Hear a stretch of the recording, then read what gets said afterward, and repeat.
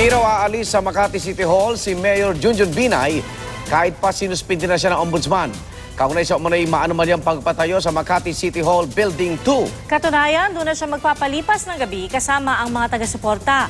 Pipigilan daw ng kanyang kampo ang suspensyong bahagi raw ng pamumulitika laban sa kanyang pamilya. At live mula sa Makati, saksi si Mav Gonzalez. Mav? Iigan bahagyang nabawasan yung mga taga-suporta ni Mayor Junjun Binay dito sa Makati City Hall. Pero tuloy raw ang vigil, walang uwian. Hindi nagpatinag sa ulan ang mga taga-suporta ni suspended Makati Mayor Junjun Binay. Kahit nang dumilim na, daan-daan pa rin ang nag-vigil sa labas ng Makati City Hall kabilang ang ilang tanghali pa raw narito. Malamang politika lang to dahil nga number 1 sa survey ang kanyang tatay and then ang susunod na sisirain ang aming mayor. Kinakain ka ng marami! Kaya gusto niya ipababa ka! Huwag ka mag-alala, nandito kami! Mag-overnight po kami. Bakit ho? Para suporta ng aming mayor.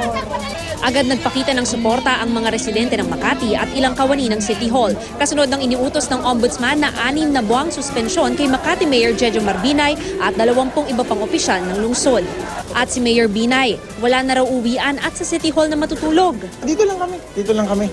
Oo, kasi ibang klase yung ginagawa eh. Hintay lang natin. Ito naman is a legal remedy. Yan ay kahit pa immediately executory o dapat na agad ipatupad ang suspensyon na magpapatigil din sa pagbibigay sahod ng gobyerno kay Binay at mga kapwa suspendido. Ngayong araw rin kasi, humingi na raw si Binay ng temporary restraining order para pigilin ang preventive suspension order na inilabas para di raw maapektuhan ng investigasyon sa umano'y maanumalyang pagpapatayo sa Makati City Hall Building 2. Sana naman po, respetuhin naman po nila ang mga korte at habang nakabinbin po ang petisyon namin sa Court of Appeals, sana hintayin ho na mabigyan daan ng magiging kasagutan po dito. Giit ni Mayor Binay, bahagi pa rin ito ng pagdiskaril sa 2016 presidential plans ng amang si Vice President Jejomar Binay. Ngayon naman, special express ng suspension. Hindi na po nakakasorpresa ang ginawa ng ombudsman. Wala itong pinagkaiba sa ginagawa nila sa Senado. Hindi nila kami binigyan ng pagkakataon man lang may paliwanag at sagutin ang mga alegasyon laban sa amin. At ang itinurong nasa likod ng hakbang laban umano sa kanila, si Interior Secretary Mar Rojas na napaulat ring tatakbong Pangulo sa 2016. Sino ba ang mga bumubuo ng special panel ng ombudsman na nag-imbestiga po sa akin? Mga prosecutors na kilalang tao ni Attorney Simeon Marcelo na dating ombudsman at law partner ni Attorney Nonong Cruz. Hindi lang sila mga abogado ni DILG Secretary Mar Rojas, sila rin ay kilalang mga operator ni Secretary Mar Rojas.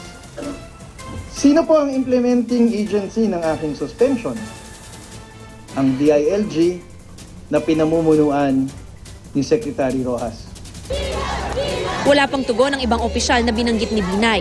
Wala ring direktang pagtanggi si Rojas, pero sinabi niyang ipatutupad nila ang utos ng ombudsman bilang pagrespeto aniya sa batas at sa isang legal na kautusan. Hinihintay naman ang tugon ng iba pang sinuspinding opisyal ng Makati. Tulad ni Binay, inutusan ng maghain ng counter affidavit. Narito rin si Senator Nancy Binay para magbigay ng suporta sa kanyang kapatid. Ayon naman kay Mayor Junjun, naniniwala ang pamilya nilang hindi kasama si Pangulong Aquino sa sinasabing demolition job kontra sa kanyang ama. Di natin malaman kung kinakabit lang nila lagi si Pangulong Aquino, but we're inclined not to believe that the President will even take part. Ang pamilya namin, sobra ang pagkakautang na loob sa pamilya ng Aquino. Hindi namin mararating, hindi mararating ng father ko kung nasan siya, kung hindi dun sa pagtitiwala ng pamilya nila. Igan Pia, hanggang ngayon nagpapatuloy pa rin ang programa dito sa City Hall kahit na sinabi na ni Mayor Junjun Binay na yung mga taga-suporta niya sana raw umuwi muna at magpahinga ngayong gabi. Si Mayor naman daw ay mananatili at magpapalipas ng gabi doon sa kanyang opisina. At live mula rito sa Makati, ako si Mav Gonzalez, ang inyong saksi.